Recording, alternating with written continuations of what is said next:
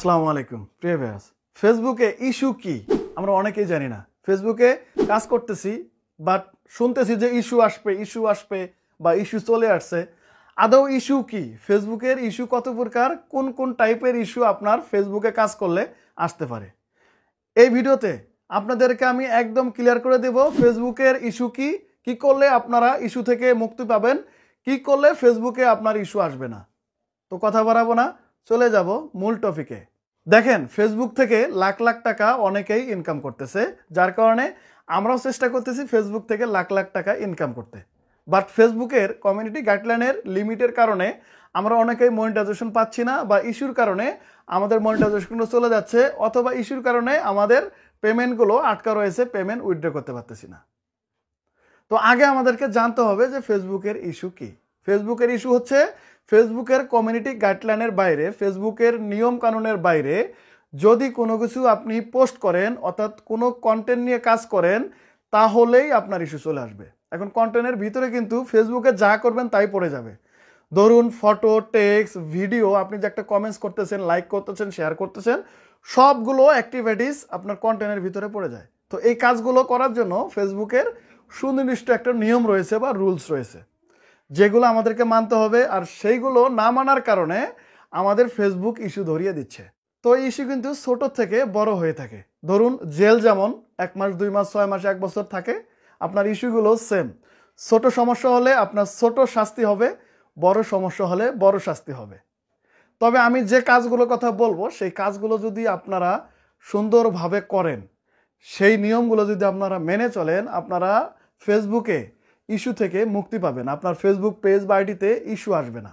তো আমরা সাধারণত জানি আনঅরিজিনাল কন্টেন্ট বা পোর বিহেভিয়ার ফ্ল্যাগ কন্টেন্টের কারণে আমাদের ম্যাক্সিমাম মনিটাইজেশন চলে যায়, বা আমাদের কিন্তু মনিটাইজেশন আসে না। এই সমস্তর কারণে মেন হচ্ছে আনঅরিজিনাল কন্টেন্ট বা রিউজ কন্টেন্ট কিন্তু আনঅরিজিনাল কন্টেন্টের ভিতরে পড়ে যায়। এই ইস্যু থেকে আমাদেরকে বাঁচতে হবে, আর এটি বাঁচার জন্য আমাদের সুনির্দিষ্ট কিছু কাজ করতে হবে। ধরুন আপনি যখন ফেসবুকে কাজ করবেন, আপনার ভিডিওগুলো একদম রিয়েল আপলোড করার চেষ্টা করবেন। আপনি কখনোই অন্যের ভিডিও ডাউনলোড করে ফেসবুকে কাজ করার জন্য চেষ্টা করবেন না। ফেসবুকে অন্যের ভিডিও ডাউনলোড করে কাজ করার জন্য অনেকগুলো নিয়মকানুন আপনাকে আগে জানতে হবে, দেন আপনার কাজ করতে হবে। এখন আপনি যদি না জেনে ফেসবুক থেকে ভিডিও ডাউনলোড করে রিয়েকশন দিয়ে ভিডিও আপলোড করে দেন, আপনার কিন্তু ইস্যু চলে আসবে। এই কাজটি ভুলেও করা যাবে না। আপনার একটা ভিডিও আপলোড করার পরে সেই ভিডিওটি ডিলিট করে আবার নতুন করে কোনো ফেসবুকে আপলোড করা যাবে না। ধরুন আপনি শুধু ভিডিও না, ফটো, টেক্সট, যে কোনো কিছুই ফেসবুকে প্রথমবার আপলোড হয়ে গেলে সেম ভিডিওটি আপনি কোনো প্রকার কাটছাট করেও নেক্সটে আপলোড করবেন না। তাহলে রিউজ কন্টেন্ট বা আনঅরিজিনাল কন্টেন্টের কারণে আপনার মনিটাইজেশন চলে যেতে পারে, অথবা আপনি মনিটাইজেশন থেকে বঞ্চিত থাকতে পারেন। আরেকটি কথা বলি, সেটি হলো যে আপনার ভিডিওতে মিউজিক ইউজ থেকে বিরত থাকবেন।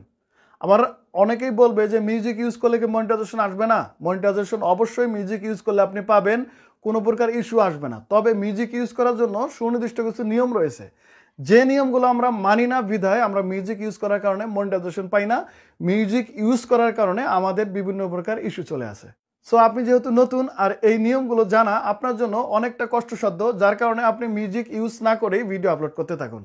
আরেকটা বিষয় না বললে নয়, সেটি হলো আপনার নিজের ভিডিও নিজে কখনোই বারংবার শেয়ার করবেন না। মানে বারবার 1-2 বার শেয়ার করতে পারেন, বাট ম্যাক্সিমাম টাইমে আপনি শেয়ার করবেন না। যদি শেয়ার করেন তাহলে আপনার ইস্যু চলে আসতে পারে। এবং সর্বশেষ যে কাজগুলো আপনার কন্টেন্টের মধ্যে করবেন না, সেটি হলো মানব জাতির জন্য খারাপ হয় এমন কোনো কিছু ভিডিও, টেক্সট, ফটোতে আনা যাবে না।